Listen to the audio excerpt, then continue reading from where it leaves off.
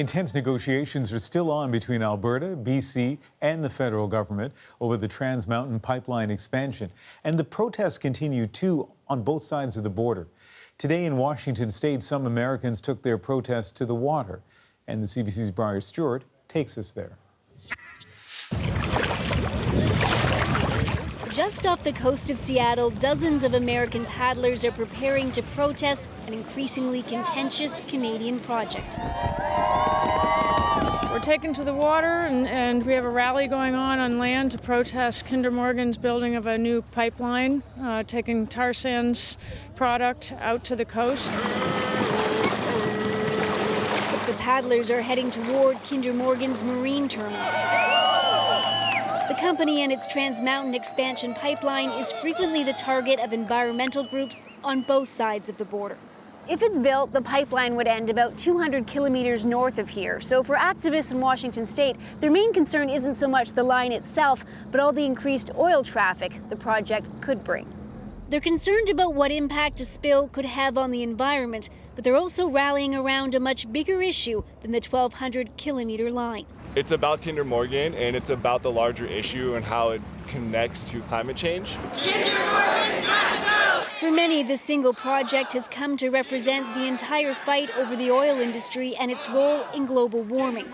And because of that, this author says the conversation around the project itself has become convoluted. The alleged importance of this particular pipeline, I think, has become a little bit exaggerated.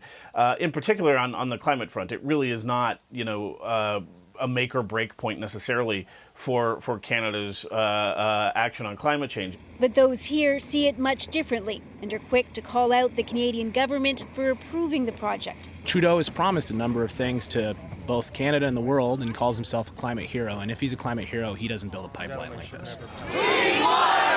Because when it comes to the Kinder Morgan project, the debate has proved much larger and has extended much further than the pipeline's route. Briar Stewart, CBC News, Seattle. The Kinder Morgan pipeline will also be the focus of our national documentary tomorrow night. We wanted to know how people who live along the expansion route really feel, so we sent our Nick Purdon to talk to them. He drove from Edmonton to Vancouver to take the temperature and find out what's at stake for the people and their communities. Here's a preview. What would the pipeline mean for your town? Jobs, jobs, and more jobs. I know they're thinking of bringing in a 500-man camp.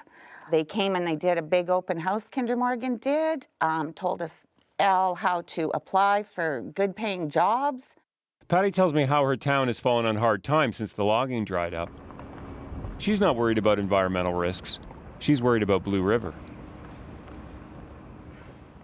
I love this place. It's just a jewel of the Yellowhead Highway, Blue River. It doesn't get any better. This whole valley needs it. We really need it bad.